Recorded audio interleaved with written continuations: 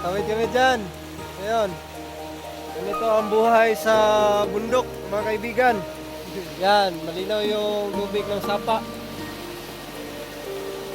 Kumusta po kayong lahat? Ay. Sana okay lang kayong lahat dyan, no, mga kaibigan.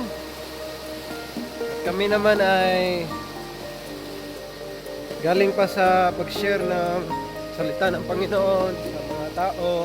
Ngayon, papunta naman kami dito sa kapaterya namin para mag-share din, bahagi ng salita ng Diyos. Tapos, yun nga, cottage prayer. Naayos nila yung daan dito sa bundok. Kami sa bahay ng kapatira namin.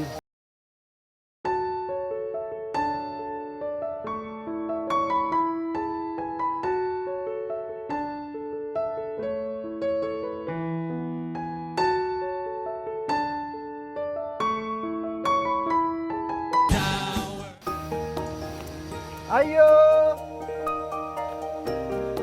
Sa Bisaya, before ka pumasok sa bahay, ganun yun ang tawag. Ayo! Ayo!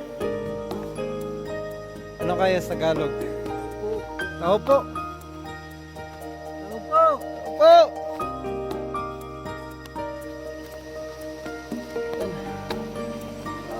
Kaya tayo! Yung tatay ko, yun. Yung tatay ko, tapos kuya ko.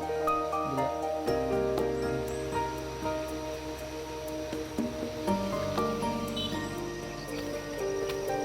Ayo!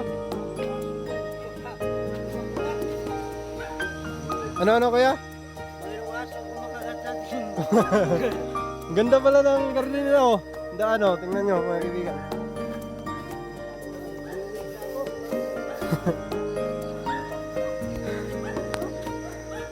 Ganda pala, oh. Welcome. Tabo! Uy, may unggoy dito. Tingnan nyo, mga kaibigan. Saan nyo? Yan. Unggoy. Ayo!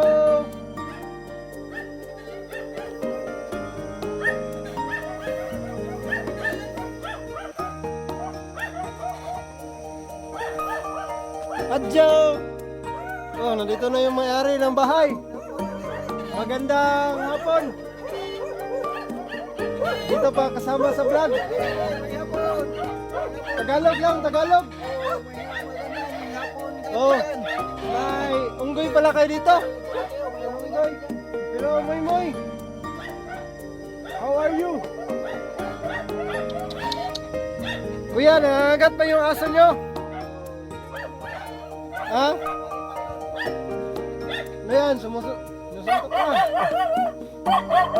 Magandang hapon. Nandito kami para... Sabi ni Kuya, mag-cottage prayer daw. Galing kami nag-share ng word of God doon sa area nila Tidaday. Wala.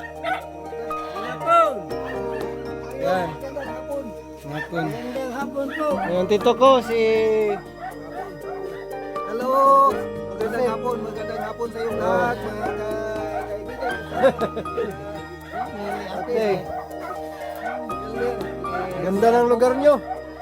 Parang nasa heaven. Yan yung medalya ng tito ko. Ang dami.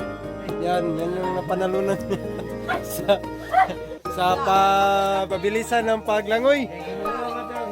Ano? Dami mga medalya. Oh, may solar pa na radyo.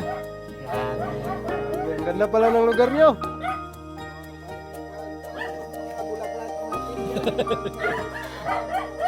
Ganda ng mga bulaklak. Tatay ko. Ang tatay ko parang sundalo. Ayan. Sarge. Unggoy. Yan, natuwa yung unggoy, oh. Si, nandyan, no?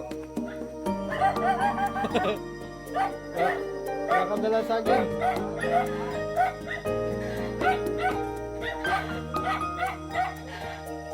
Yung kuya ko para po na.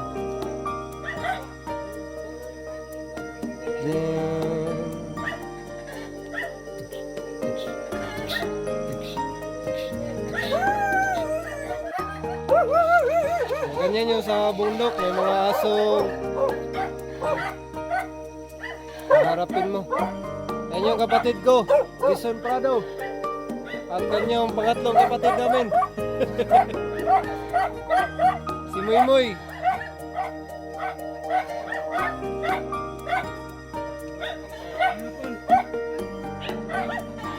Bye-bye. Salamat sa panonood.